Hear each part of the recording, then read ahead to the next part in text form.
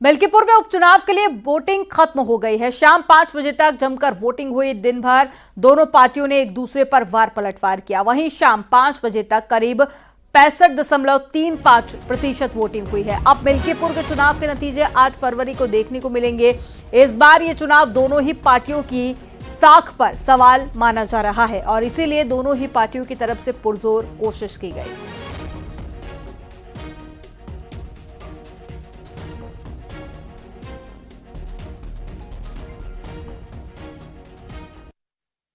हमें देवतुल्य जनता पर यकीन है, जिसने मुझे 35,000 वोट से जिताया है, जिसने मुझे इस लोकसभा में जिताया है। ये हमारे संसदीय क्षेत्र का पार्ट है मिल्कीपुर, तो हमें उन पर भरोसा है और उनका भरोसा हमारे पे है, हमारा भरोसा। अखिलेश यादव जी प्रोपेगेंडा पॉलिटिक्स के चैंपियन बन गए हैं और इसीलिए फर्जी तरीके से फोटो, वीडियो, ऑडियो के द्वारा लोगों को बरगलाने का प्रयास कर रहे हैं। वो जान चुके हैं कि मिल्कीपुर का परिणाम उनके हाथ से निकल चुका है। मिल्कीपुर की सीट पर भारतीय जनता पार्टी के कमल का फूल खिल चुका है और इसीलिए हताशा में, निराशा में आकर के झूठे वीडियो, फोटो के आधार पर, ऑडियो के आधार पर बदनाम करने का प्रयास कर रहे हैं। देश के लोकतांत्रिक निर्वाचन प्रणाली में अब उनका विश्वास नहीं रह गया है। इसलिए परिणाम के बाद वो ईवीएम पर ठीकरा फोड़ने के साथ साथ पूरी निर्वाचन की प्रणाली पर सवाल उठाने का काम कर रहे हैं। मिल्कीपुर चुनाव को लेकर अखिलेश यादव पर मंत्री ओपी राजभर ने पलटवार किया। मिल्कीपुर उपचुनाव में बुर्का हटाकर ट्रैकिंग के आरोप पर ओपी राजभर ने कहा कि वोटर आईडी कार्ड से मिलान किया जाता है। चुनाव आयोग निष्पक्ष रूप से चुनाव करा रहा है। अखिलेश यादव क्या चाहते हैं कि उन्हें ही चुनाव आयोग रिटर्निंग ऑफिसर बना दे।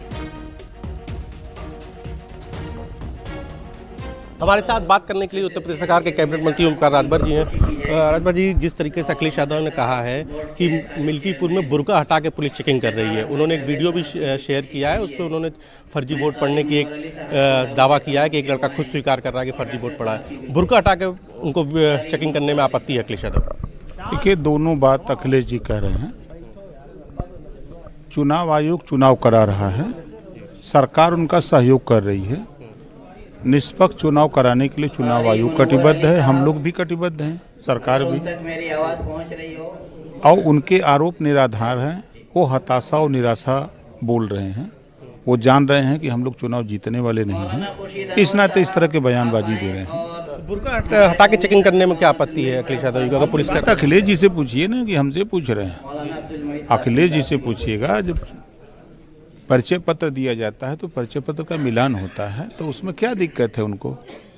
अब उन्हीं को रिटर्निंग अफसर बना दिया जाए और यदि वो चाहते हैं तो।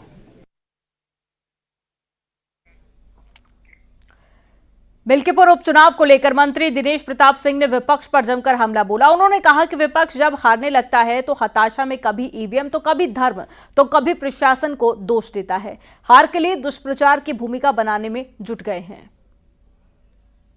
देशवासी इस बात को भली बात जानते हैं कि जब ये दल हारने लग जाते हैं तो कभी ईवीएम को दोष देंगे, कभी प्रशासन को दोष देंगे, कभी दरोगा को दोष देंगे, तो कभी सरकारों को दोष देंगे, तो कभी धर्म को दोष देंगे, तो कभी जाति को दोष देंगे।